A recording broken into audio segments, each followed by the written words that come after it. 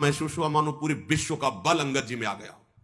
विश्वात्मा भगवान है, अपार बल, ऐसा अनुभव हो रहा है अंगद जी को। चरणों में वंदना की और प्रभु के प्रताप का स्मरण किया। और जैसे मत वाला गजराज चलता है, लंका के समीप ही है, समुद्र पार हो चुके हैं, रण बाकुरे बालपुत्र युवराज अंगद गजराज की तरह चल रहे हैं, सिंहवत। लंका में जे भी प्रवेश के हाहाकार मच गया, वही बानर आ गया जिसने लंका जलाई थी। क्योंकि अंगद जी रावण का पुत्र अपने निशाचर साथियों के साथ खेल रहा था, देखा तो अंगद जी से बातचीत करने लगा। कौन हो, कैसे प्रवेश कर रहे हो? अंगद जी ने कोई बातचीत नहीं की। चल रास्ते से हट जा। तो अभिमानी का पुत्र है तो उसने अंगद जी पर लात प्रहार करने की कोशिश की। पकड़ के लात उसकी 2-4 बार घुमाया, पटक दिया, मर गया। रावण का पहली शुरुआत यहां से। जे भी रावण का पुत्र मरा तो जितने भट्ट थे भागे, हल्ला मचाते जा रहे, भागो, ये वही बानर है जिसने अक्षय कुमार को मारा था, जिसने लंका जलाई थी। पहली बार आया तो सब हाहाकार मच गया, अब दोबारा आया है तो क्या करेगा? सब भाग पड़े। जाकर के सभा में पुकारा, वही आ गया जिसने लंका जलाई थी, अक्षय कुमार को मारा था। आते ही सबसे पहले रावण के पुत्र का वध किया है। रावण के पुत्र की मृत्यु, नगर में हाहाकार मच गया, सब माथा पकड़ के बैठ गए, क्योंकि पीछे भोग चुके हैं ना हनुमान जी की लीला में। सब हाहाकार करने लगे कि अब ये रावण सर्वनाश कराएगा, मान जाता तो कम से कम प्राण बच जाए। सब भयभीत हो गए, हे विधाता अब क्या होगा? सब रो रहे हैं घरों में बैठे, क्योंकि सब देख चुके हैं ना हनुमान जी का प्रताप। जिस गली से जा रहे हैं बिना पूछे, सब ऐसे करते हो, ऐसे बता, सभा का दरवाजा उधर है, किसी को मारने की जरूरत नहीं है, पहले ही सब, ये रास्ता है दरबार के लिए। दरबार के प्रथम द्वार पर अंगद जी खड़े हुए। गयऊ सभा दरबार तब सुमिरि राम पद कंज, सिंह ठवनी इत उत चितव, धीर वीर बल पुंज। भगवान श्री राम के पावन चरणों का स्मरण करते हुए रावण की सभा के प्रथम द्वार पर, और जैसे सिंह शिकार को तकता है, ऐसे बिल्कुल सावधान है, क्योंकि शत्रु की सभा बलवान शत्रु है, तो सिंहवत आसपास चारों तरफ चितवन, कोई हरकत तो नहीं कर रहा। तुरंत एक राक्षस गया और रावण को समाचार दिया कि आते ही एक पुत्र का हनन आपके हो गया, और बानर आया है, लगता है वही बानर है जो पहले आया हुआ था। रावण ने कहा बुलाओ इस बंदर को, देखते हैं। दूत दौड़े, अंगद जी ने दूर से, चलो सब दूर निशाचर चलो। मत गजराज सिंहवत दृष्टि सभा में प्रवेश किया। सभा में अंगद जी देख रहे मानो काजलों के पहाड़ की भीड़ लगी हो, ऐसे निशाचर हैं, बलवान काले एकदम। भुजाएं सबकी ऐसी दिखाई दे जैसे मोटे मोटे पेड़ों की जड़ें होती हैं, ऐसे मोटी मोटी। रोमावली ऐसे जैसे कुश होते हैं ना, ऐसे रोमावली। मुंह नाक नेत्र ऐसा जैसे पर्वत की कंदराएं होती, अंदर चले जाओ बाहर निकलो, ऐसे मुख नाक, ऐसे निशाचर बैठे हुए, जरा भी झिझके नहीं, जरा भी डरे नहीं। और आश्चर्य की बात यह हुई कि जो ही अंगद जी ने सभा में प्रवेश किया, सब खड़े हो गए। रावण की सभा के जैसे कोई महाजन महापुरुष पधारे तो सब सभा में खड़े हो जाते हैं, रावण बैठा हुआ है और सब सभासद खड़े हो गए। अंगद जी, राम प्रताप है, ये भगवत प्रताप है। उठ खड़े हुए, रावण का हृदय क्रोध से जल उठा, वह बैठ, इसके लिए खड़े हो गए। अंगद जी निशंक, अंगद उस समय खड़े हैं। ये शंका तभी होती जब भगवान का भरोसा नहीं होता, भगवान के प्रताप को नहीं जानते, भगवान का आश्रय नहीं होता। जथा मत गज जूथ महु पंचानन चली जाई, राम प्रताप सुमिरि मनु बैठ सभा सिर नाई। जैसे विशाल हाथियों के झुंड में बबर शेर उतरे, ऐसे अंगद जी, कोई शंका नहीं, कोई भय नहीं, भगवान के प्रताप का स्मरण, जय श्री राम, और सभा में बिल्कुल कोई भय नहीं, कोई डर नहीं। ये भक्त का स्वरूप होता है। भय किस बात, अखिल लोक ब्रह्मांडों का स्वामी हमारा प्रीतम है, भय किस बात का। अच्छा, मरने का भय, शरीर का भय, ये तो पहले उनके नाम कर चुके हैं, ये तो उनकी संपत्ति हो, जब चाहे तब ले ले। तो भय, फिर हमारा स्वरूप तो अविनाशी है, फिर भय की कोई गुंजाइश नहीं है। कहा दसकंठ कवन तय बंदर, तुम पहले वाले तो नहीं हो, दूसरे हो, क्योंकि दर्शन में लग रहा है। कौन है तू? तो अंगद ने कहा है दशग्रीव, मैं भगवान श्री राम का एक छोटा सा दूत हूं। अगर पूरा परिचय जानना चाहते हो तो तुम्हें हमारे पिता का बहुत बढ़िया परिचय है, 6 महीना कांख में रहे हो उनकी, बालीपुत्र। मैं अंगद हूं और मेरे पिता 6 महीना ऐसे रावण को दबाए हुए संध्या वंदन करते रहे। तुम्हारी भलाई के लिए आया हूं। तुम उत्तम कुल में पैदा हुए हो, पुलस्त ऋषि के पौत्र हो, भगवान शंकर जी की आराधना की है, ब्रह्मा जी की आराधना की है। पहले भगवान शंकर की आराधना नहीं करता था। एक बार पुष्पक विमान लेकर के जा रहा था तो कैलाश के ऊपर से कोई भी विमान नहीं निकल सकता। नंदिकेश्वर जी प्रकट हुए, गए घुमा के ले जाओ, ये भगवान शिव का वास स्थान कैलाश पर्वत है, इसके ऊपर से कोई विमान नहीं जाता। अच्छा, ऊपर से नहीं जा सकता, हटा तो सकते हैं। विमान से उतरा, पूरे कैलाश को ऐसे उठाया। नंदिकेश्वर आश्चर्यचकित हो गए, बोले इधर से हमारा विमान तो हटेगा नहीं, कैलाश आगे उसी को हटा के साइड में कर देते, फिर निकल जाते। इतना अभिमानी कि उतरा, पूरे कैलाश को उठा लिया। भगवान शिव मुस्कुराए। नंदिकेश्वर ने कहा प्रभु ये तो बहुत अभिमानी है। ऐसे चरण रखा, अंगूठा रखा, जे ही रखा तो दब गया। अब जब दबा तो उसे लगा कि अब तो मरी जाएंगे अगर भगवान शंकर कृपा नहीं। अद्भुत तांडव, जो तांडव स्तोत्र है, जटाटवी गलत ज्वल प्रवाह पा, ये विद्वान तो था। उस दिन से इसने अनन्य भक्ति भगवान शिव की शुरू कर दी। ब्रह्मा जी से तो पहले ही वरदान प्राप्त किया था। तो अंगद जी कह रहे तुम भगवान शिव के भी भक्त हो और ब्रह्मा जी के द्वारा तुमने वरदान प्राप्त किया है, तुम्हारा यश है, बड़े लोकपाल राजाओं को तुमने अधीन किया है। बस एक भयंकर गलती कर दी, तुम जगत जननी सिया जी का हरण करके लाए हो। अब मैं तुम्हें हित की सलाह आखिरी बार दे रहा हूं, उसके अनुसार चलो। प्रभु श्री राम जी ऐसे करुणामय है, चाहे जितना कोई अपराध किया हो, अगर शरण में चला जाए तो उसे क्षमा कर देते हैं। तुम ऐसा करो, उपाय बता रहे हैं। दांतों में तिनका दबाओ, गले में कुल्हाड़ी डालो ऐसे, और कुटुंबियों सहित, अपनी स्त्रियों सहित, अब पहले तो तुम जाकर के जानकी जी को वापस, अब नहीं, अब तो दांतों तले तिनका दबाओ, गले में कुल्हाड़ी डालो और अपने जो बड़े बड़े यूथपति हैं और अपनी स्त्रियों सहित और जानकी जी को आगे करो, तो तुम्हारी प्राण रक्षा हो जाएगी। भय छोड़ो, मैं साथ रहूंगा, कोई तुम्हें भय नहीं रहेगा।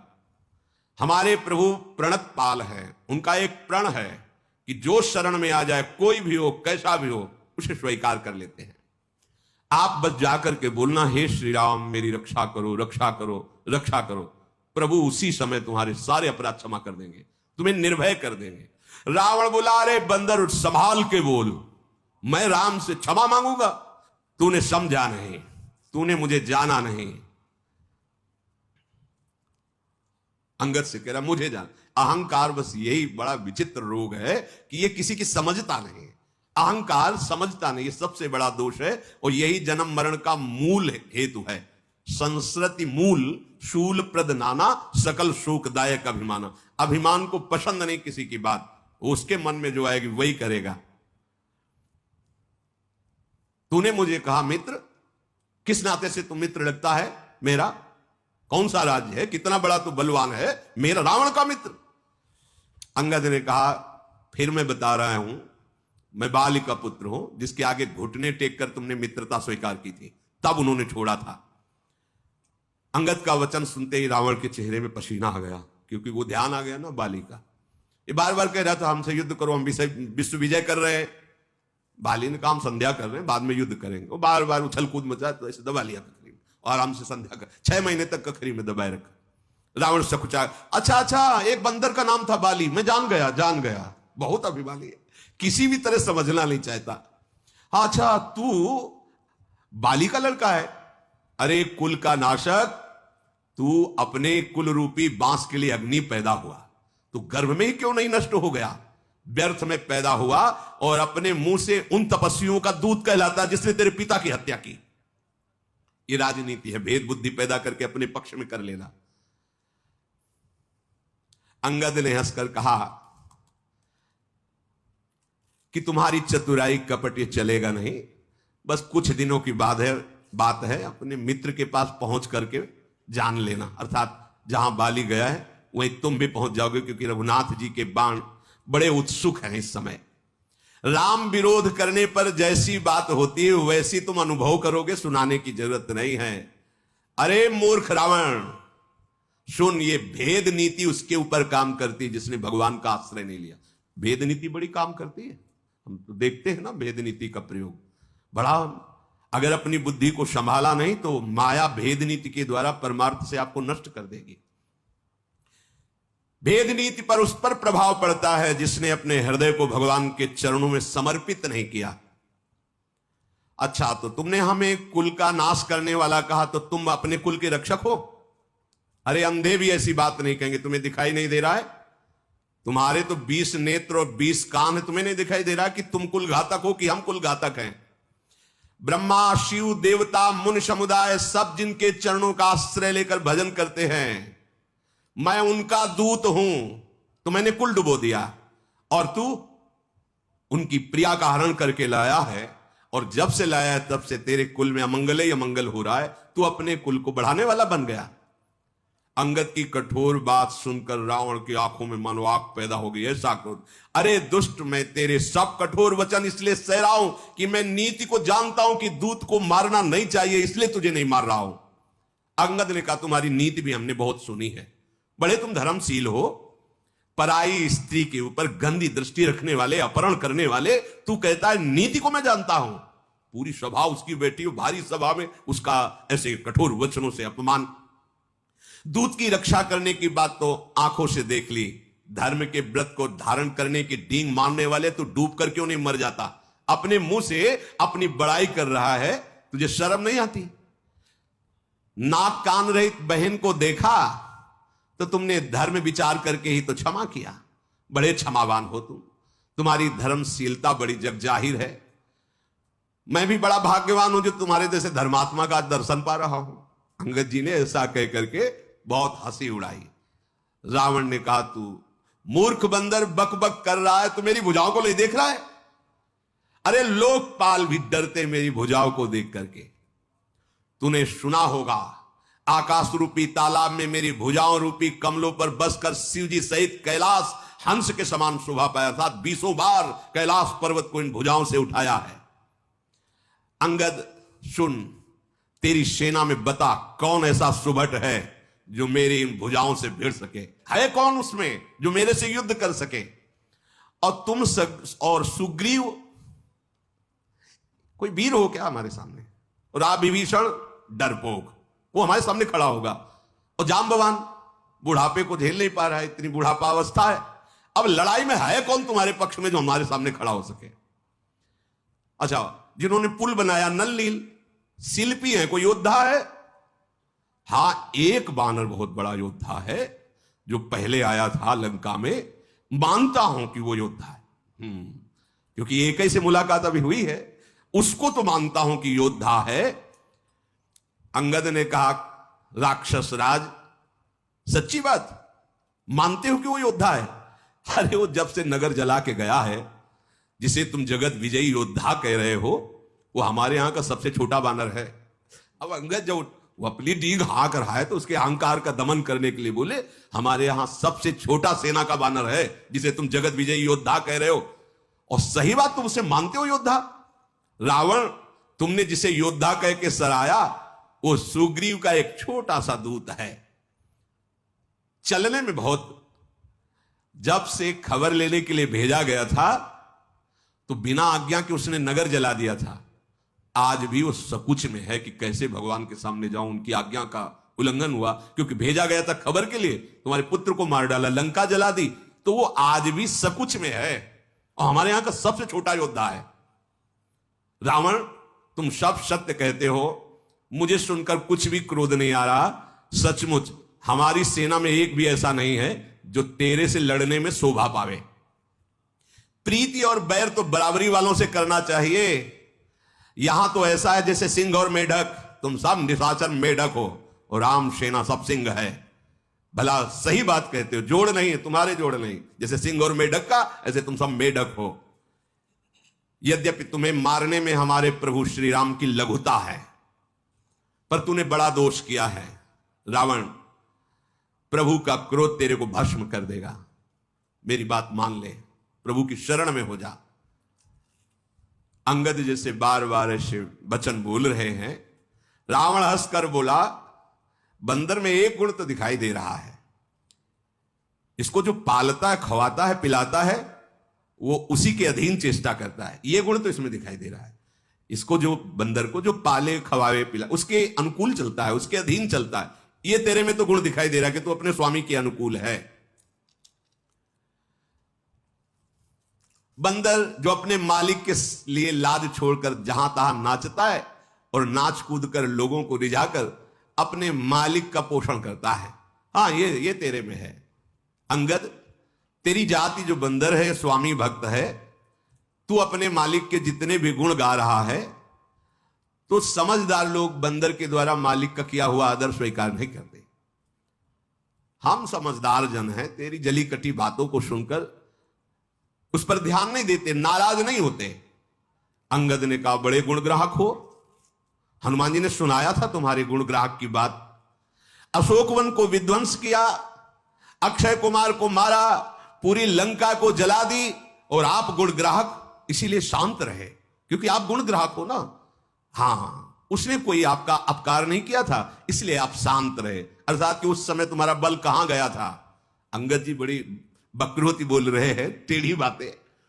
तुम्हारा सुंदर विचार दशग्रीव, तुम में कुछ लाज बची है कि नहीं बची है? अंगद ने कहा, धृष्टता की हद हो गई। मैंने जो हनुमान जी ने बताया था कि तू कितना निर्लज्ज है, वो आज आंखों से देख रहा हो। वास्तविक तो बहुत निर्लज्ज है। सभा में कोई रावण को ऐसा, अरे देखो, क्रोध भी नहीं आ रहा, लाज भी नहीं है, चिढ़ भी नहीं है। अब तो रावण को नहीं रहा गया। अरे बानर, तेरी ऐसी बुद्धि है, तभी बाप को मरवा डाला तूने। ऐसा वचन कह करके रावण बड़ा अट्टहास किया। अंगद ने कहा, बाप को मरवा डाला, तेरे को मरवाने के लिए आया हूं। तेरी भी मृत्यु का मैं ही कारण बनूंगा।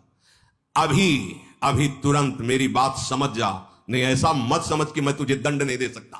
अंगद ने, अरे बाल के निर्मल यश का कारण जानकर मैं तुझे नहीं मार रहा हूं। रावण ने कहा, नहीं तो बता, रावण जैसा है कोई त्रिभुवन में? गजब का अभिमानी, बस उसको अपनी याद आ रही बार बार। अंगद जी ने कहा, रावण सुनना चाहते हो कि? हमने तो जो रावण सुना है उनमें से कौन वाले तुम रावण हो, जरा बताना। बलि ही जितन एक गयऊ पताला, राखिव बांध शिशुन है साला। एक गया था बलि जी को जीतने, बामन बलि, पाताल में। तो वहां के जो खेल रहे थे कुछ लोग, तो रावण को बांध करके है साला घुड़साल में डाल दिया था, और खेल खेल में खूब लात मारते थे उसको। जब दया लगी महाराज बलि को, तो मुक्त कर दिया था। एक रावण वही था। वही हो क्या तुम, जिसे वहां लातों से मारा गया था, घुड़साल में बांध के रखा गया था जब बलि पर विजय प्राप्त करने गया था? अच्छा, दूसरा रावण हमने सुना है, एक बहोरी सहस भुज देखा, धाई धरा जिम जंत विशेखा, कौतुक लाग भवन ले आवा, सो पुलस्त मुनि जाय छुड़ावा। शास्त्राबाहु अर्जुन के साथ युद्ध की, तो ऐसे जंतु की तरह पकड़ लिया, अपने भवन में बंदी बना के लग। फिर पुलस्त ऋषि गए और समझा बुझाकर छुड़ा के लाए थे। वो रावण हो तुम। एक कहत मोहि सकुच यति रहा बाल की कांख, इनमोह रावण तय कवन सत्य बदहि तज माख। एक हमारे पिता के 6 महीने कांख में रावण रहा। कौन से रावण हो तुम? कहते तुमने मेरा यश नहीं सुना, तो तुम बताओ कौन से रावण हो? रावण ने कहा, 67 सोई रावण बलशीला, हरिगिर जान दास भुज लीला। मैं वो रावण हूं जो कैलाश को बता चुका कई बार। अभिमान बर्दाश्त नहीं होता। अरे मेरी भुजाओं का बल भगवान शंकर जानते हैं। मैंने अपने हाथों से अपने सर रूपी पुष्पों को काट काट के महादेव जी के चरणों में चढ़ाया है। सिर रूपी कमलों को अपने हाथों से उतार उतार कर भगवान शिव के चरणों में चढ़ाया। अरे मूर्ख, मेरे भुजाओं का अगर परिचय पाना है तो दिक्पालों से जाके पूछ, जिनके हृदय में आज भी भय समाया हुआ है। दिशाओं के हाथियों से पूछ, जहां भुजा की टक्कर मारी तो चिघाड़ते रहे, जिनके भयानक दांत जब जब आकर मेरी छाती में भुजाओं में लगे तो टूट गए, जिसके चलते समय पृथ्वी हिलती है, चलत दशानन डोलत जासु चलत डोलत इम धरनी, चढ़त मत गज जिम लघु तरनी। जैसे छोटी नाव पर कोई गजरात चढ़े तो नाव हिल जाती है, ऐसे पृथ्वी हिलती है। मैं वो रावण हूं जब चलता हूं। सोई रावण जग विदित प्रतापी, सुने न श्रवण अलीक प्रलापी। अरे झूठी बकवास करने वाला, तूने कानों से नहीं सुना? मैं जगत प्रसिद्ध प्रतापी महाबली रावण हूं। महाप्रतापी जगत प्रसिद्ध रावण को तू मजाक समझ रहा है, छोटा कहता है, और एक मनुष्य की बड़ाई मेरे दरबार में कहता है। अरे दुष्ट, असभ्य, तुच्छ बंदर, मैंने जान लिया तेरे में बुद्धि नहीं है। रावण के वचन सुनकर अंगद जी को आप क्रोध आया। उन्होंने कहा, अरे नीच अभिमानी, संभाल कर बोल। मेरे प्रभु को तू मनुष्य बोलता है? जिनका फरसा सहस्त्राबाहु की भुजाओं रूपी अपार वन को जलाने के लिए अग्नि समान था, जिनका फरसा रूपी समुद्र की तीव्र धारा में अग्नित महाबली राजा बार बार डूब गए, उन परशुराम जी ने जिनके रूप और बल को देखकर गर्व त्याग करके चरणों में शीश झुकाया, वो हमारे भगवान श्री राम है। अरे दशकंधर, तू बहुत उद्दंड हो गया है, इसीलिए तू भगवान श्री राम को मनुष्य बोल रहा है। कामदेव भी क्या धनुर्धारी है? गंगा जी क्या नदी है? कामधेनु क्या पशु है? कल्प वृक्ष क्या पेड़ है? अमृत क्या रस है? ऐसे भगवान क्या मनुष्य है? गरुण जी क्या पक्षी हैं? शेष जी क्या सर्प हैं? अरे दशकंधर, तेरी बुद्धि नष्ट हो गई। चिंतामणि भी क्या पत्थर है? वैकुंठ भी क्या लोक है? श्री रघुनाथ जी की अखंड भक्ति जैसा कोई लाभ है? अगर भगवान ने आदेश किया होता तो तुम्हारी सेना को मथ कर नष्ट करके अभी मैं तुम्हें दिखाता कि मेरे श्री राम का बल क्या है। तेरी समझ में नहीं आया? अक्षय कुमार को मारा, पूरी लंका जला दी, अशोक वाटिका उजाड़ दी, तूने बंदर समझता है? महाबली हनुमान कोई बंदर है? कपट छोड़ दे, चतुराई छोड़ दे, राम जी की शरण में चला जा, नहीं तो अब मैं जो कह रहा हूं उसे सुनो। तुम्हें ब्रह्मा और शंकर भी अब नहीं बचा सकते। मूढ़, गाल फुलाना, बातें बनाना, डींग हाँकना, ये लौकिकता में तो चलेगा, राम जी के सामने नहीं चलेगा। तेरा ये जो बकबक करने वाला मुख है, राम जी के बाणों से कट के गिरेगा, और पृथ्वी में जब गिरेगा तो बानरों की लात पड़ेगी उस पर। ऐसे ही था, जैसे फुटबॉल में पैर मारते हैं, ऐसे ही। रीछ बानर तेरे उन गेंद के समान अनेकों शिरों से चौगान खेलेंगे। जब रघुनाथ जी युद्ध में कोप करके सारंग धनुष से बाण छोड़ेंगे, तब ये जो गाल बजा रहा है ना, उस समय नहीं। इसलिए विचार कर बोल। भगवान श्री राम को मनुष्य संबोधन मत कर। रावण तो जल उठा, जैसी बात अंगद जी ने कही तो उसका अब हृदय एकदम खोल उठा। अरे कुंभकर्ण मेरा भाई है। अभिमान की दशा ही अलग होती है, उसको समझ में ही नहीं आता। कुंभकर्ण मेरा भाई है, और इंद्र का शत्रु, जो इंद्र को बंदी बना के लाया, वो मेघनाथ मेरा पुत्र है। और मेरा पराक्रम तो संसार में प्रसिद्ध ही है, संपूर्ण जड़ चेतन जानता है कि रावण विश्व विजयी है। दुष्ट, बानरों की सहायता से एक छोटा सा समुद्र में पुल बना लिया तो डींग हाँकते। गजब का अभिमानी है, छोटा हाथ तक नहीं बना पाया और छोटा पुल। देखो अभिमान क्या है, एक छोटा सा पुल बना दिया समुद्र में। समुद्र को तो छोटे छोटे पक्षी लांग जाते हैं, उड़ जाते हैं, महावीर हो जाते हैं क्या? रावण कह रहा है।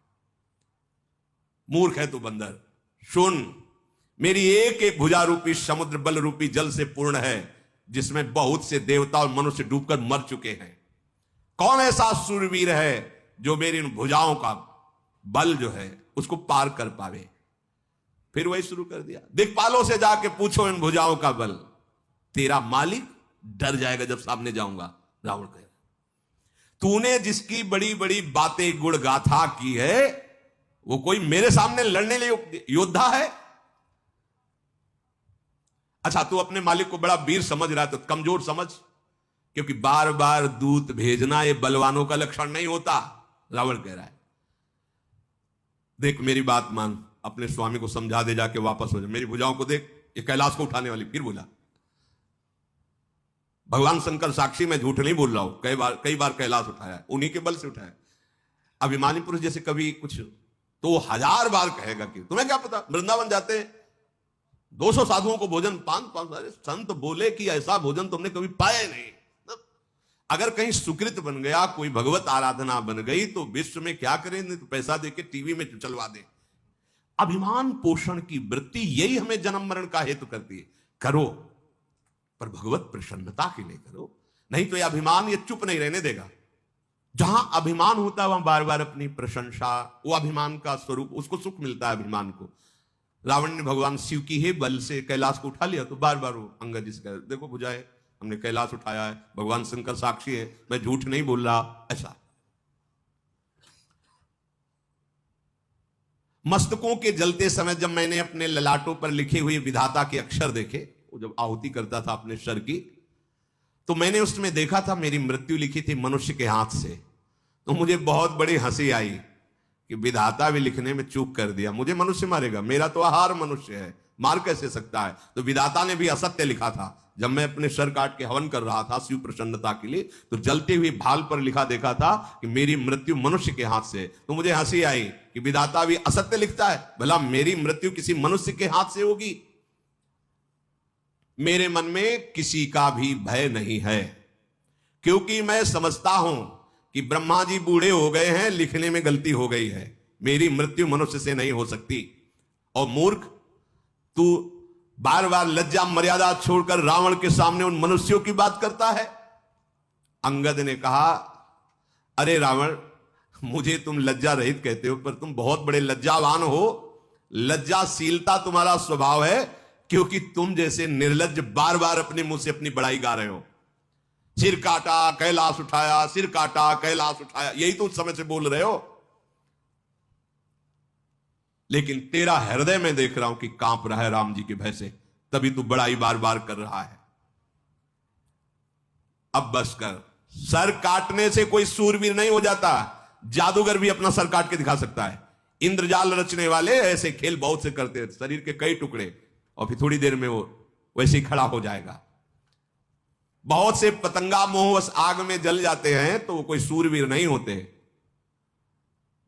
और बहुत बोझा उठा लेने से कोई महावीर नहीं बन जाता। गधों के बोझा लदा करता है, वो सूरवीरों में नहीं आते जो बार बार कह रहे कैलाश उठाया कैलाश। अंगद जी कह रहे, तेनर सूर कहा वहीं समुझ देख मति मंद, जरहि पतंग मोवस भार बहाई खरबृंद।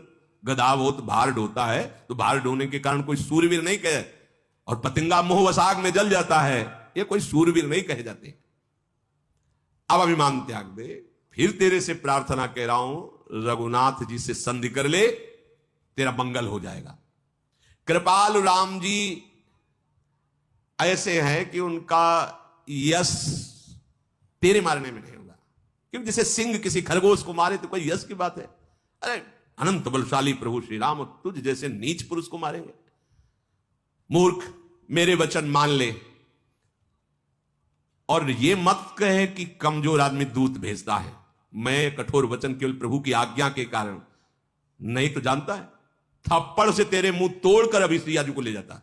अंगद जी ने बहुत बात कही, ना ही तकरी मुख भंजन तोरा ले जाते हो सीता। तुम जो कह रहे हो कि कमजोर आदमी बार बार दूत भेजता है, तो मैं प्रभु का एक छोटा सा दूत हूं, थप्पड़ से तेरे 10 मुख तोड़ता और सिया जी को अभी ले जाता, और जबरदस्ती तेरे इन सब यूथपतियों को बंदी बना लेता। तेरा बल तो मैं उसी समय जान गया था जब तू सियाजू का अपहरण किया। अरे राक्षसों का राजा, अरे अभिमानी, मैं सुग्रीव का एक छोटा सा सेवक हूं, भगवान के अपमान से डर रहा हूं, क्योंकि उनकी आज्ञा का उल्लंघन न हो जाए। नहीं ऐसा तमाशा दिखाता, जैसे तूने कहा ना, मालिक के लिए तमाशा दिखाकर बंदर पैसा इकट्ठा करता है, बड़ा वफादार होता है।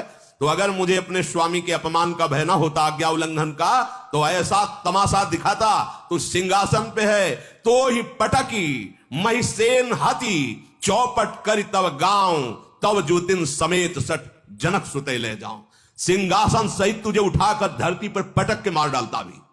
अंगद जी ने कहा तेरी सेना का अकेले संहार करता और तेरे इस लंका को भ्रष्ट करके जय श्री राम बोलकर सिया जी को ले जाता और तेरी स्त्रियों को बंदी बनाकर उनकी दासी बनाता। अगर भगवान के अपमान को न डरता, उनकी आज्ञा का उल्लंघन का अपराध का भाव ना होता, जो वस करो तदपि न बढ़ाई, मुझे ही बधे नहीं कछ मनसाई। अगर मैं ऐसा करता भी तो मेरी कोई बड़ाई नहीं होती, क्योंकि तुम मरा हुआ है। ऐ रावण, तुम मरा हुआ है।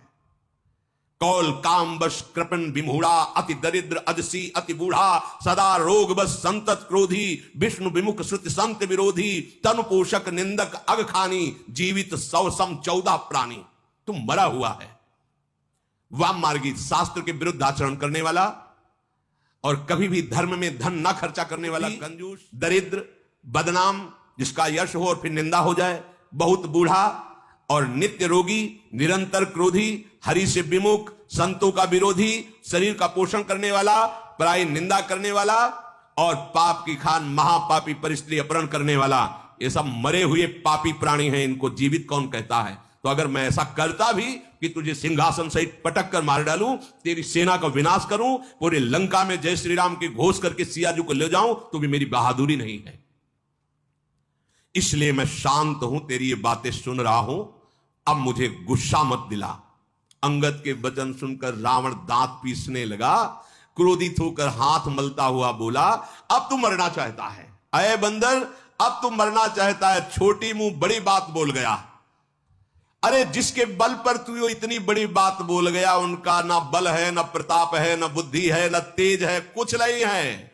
अरे तू जिस पर गर्व करता है, ऐसे मनुष्यों को रात दिन यहाँ के राक्षस अपना आहार बनाया करते हैं। समझ किसकी सभा में बोल रहा है। जब उसने इस तरह भगवान श्री राम की निंदा की, कपिश्रेष्ठ अंगद उछल पड़े, मानो एकदम आग हो गए हो। क्योंकि शास्त्र का सिद्धांत है, हरिहर निंदा सुने जे काना, होई पाप गोघात समाना।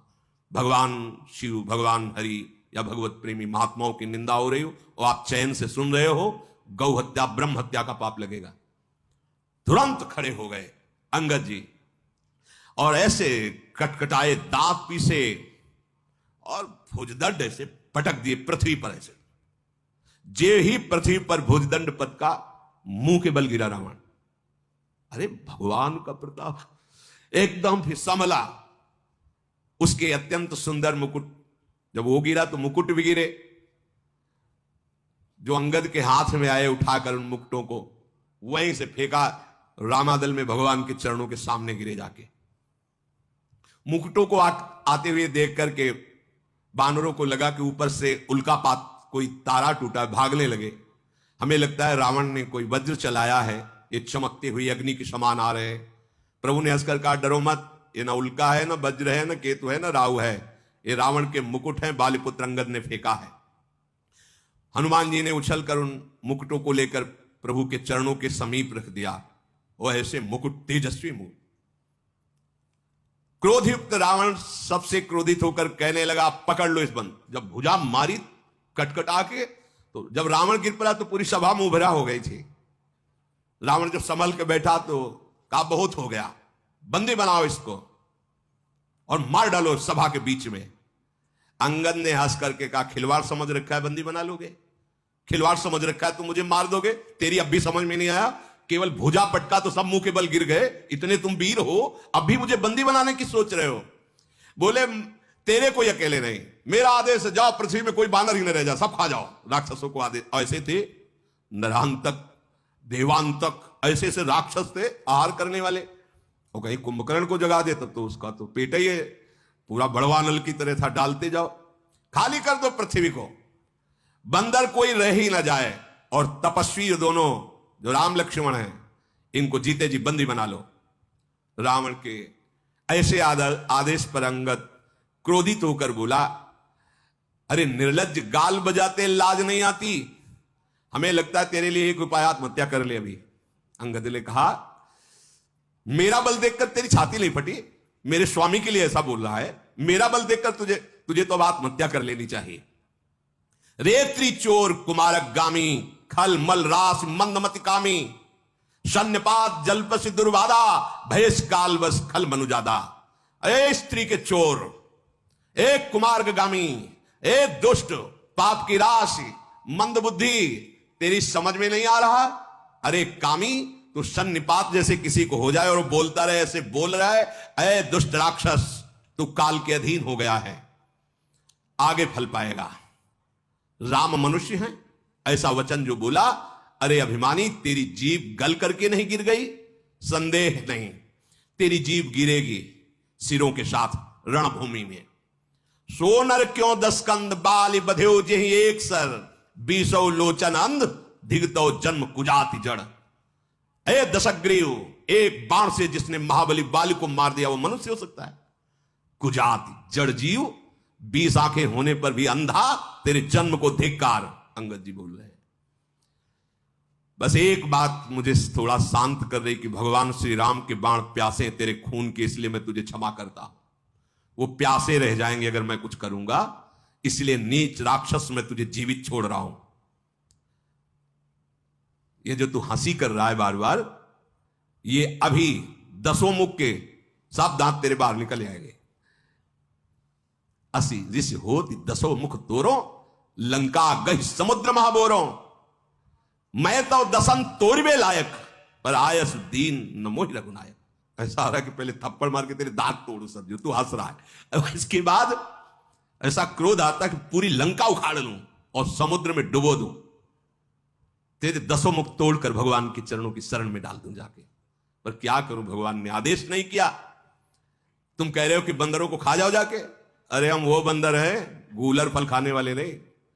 तुम जैसे निशाचर हमारे लिए गूलर हो, गूलर, कीड़े मकुड़े की तरह तुम हमें दिखाई दे रहे हो। राम प्रताप ऐसा ही होता है, ऐसा ही होता है। सुरपति नरपति लोकपति जिनके भावे घास, राम प्रताप, हरि प्रताप। तुझ जैसे कीड़े मकुड़ों को मसलने के लिए हमको देर नहीं लगती, पर श्री राम कृपालु ने आज्ञा नहीं करी है। बस अंगद की बात सुनकर रावण बोला, अरे मूर्ख, झूठ बोलने के लिए किसी विद्यालय में सीखा है क्या तूने? बाली ने तो कभी ऐसा झूठ नहीं बोला। जान पड़ता है तू तपस्वियों से मिलकर झूठा बोलना सीख गया है, लबार हो गया है। अंगद ने कहा कि यदि तेरी 10 जीभें उखाड़ करके और तुझे रौंदू नहीं तो मैं रामचंद्र जी का दास ना कहलाऊं। तो अब क्या कहूं, प्रभु ने आज्ञा नहीं करी थी। और अंगद जी क्रोधित होकर बार बार हाथ मीस रहे और कहा कि देखना चाहता मेरे स्वामी का प्रताप, देख अपनी सभा को, तू कह रहा जा पृथ्वी बंदरों से हीन कर दे। मैं एक दूत हूं, आज मैं अपना पैर इस सभा में जमाता हूं। तुझे गर्व है अपने सभापतियों, अपने वीरों पर, तो कोई मेरा पैर उठा दे। ये बड़ी जोर की बात, भगवान का भरोसा इतना प्रबल। राम प्रताप, छोटा सा सांप का बच्चा गरुड़ को खा जाएगा, रुई बड़वानल को भस्म कर देगी, ब्रह्मा को मच्छर, मच्छर को ब्रह्मा, जो चेतन का जड़ करें जड़ करे चैतन्य। समुझ राम प्रताप कपि कोपा, सभा माजपन करि पद रूपा। जय श्री राम। उठा दे वीर अगर तेरी सभा में कोई हो, जो मम चरण सकत सठ टारी, फिर है राम सीता में हारी। अब इस समय अंगद अंगद नहीं है, इस समय राम प्रताप बोल रहा है, सीधे राम प्रताप। देखो ना, जो मम चरण सकट सठ टारी, फिर है राम और सीता में, ये मतलब तदात्म स्थिति, भगवदाकार वृत्ति। मैं सीता को हार जाऊंगा, मैं सीता को हार जाऊंगा। देखो ये अधिकार कैसे प्राप्त? अब अंगद नहीं है, अब राम प्रताप छाया हुआ है। ये इतना तदात्म भक्त का होता है कि अपने आराध्य देव को मन में, बुद्धि में, चित्त में, अहंकार में, वाणी में, तन में, सब में वो अनुभव करता है। इस समय राम प्रताप है। अरे मूर्ख, यदि तेरी सभा में कोई भी वीर मेरे चरण को हिला भी दे तो श्री राम जी लौट जाएंगे और मैं सीता को हार गया। देखो ये फिर ही राम सीता मैं हारी, क्योंकि मेरी माता सीता है। ये बहुत बड़ी बात है। भगवान में जब तन्मयता होती है तो भगवान कितने अपने लगते हैं, कितना ये कोई सहृदय, समर्पित हृदय, तन्मय हृदय, वही ये जान सकता है। धन्य है अंगद जी की ऐसी स्थिति। फिर ही राम, ये कौन बोल सकता है? कौन बोल, जरा विचार, अपने स्वामी के लिए वापस लौट जाएंगे। सिया जी को मैं हार जाऊंगा यदि कोई मेरे चरण हिला भी दे। ये भगवान का अद्भुत तन्मयता स्वरूप अंगद का अद्भुत बल, पूरा फाइनल बोल रहे, बहुत बड़ी बात। राम जी वापस चले जाएंगे, सीता जी को मैं हार जाऊंगा यदि मेरे चरण हिलाए। सभा में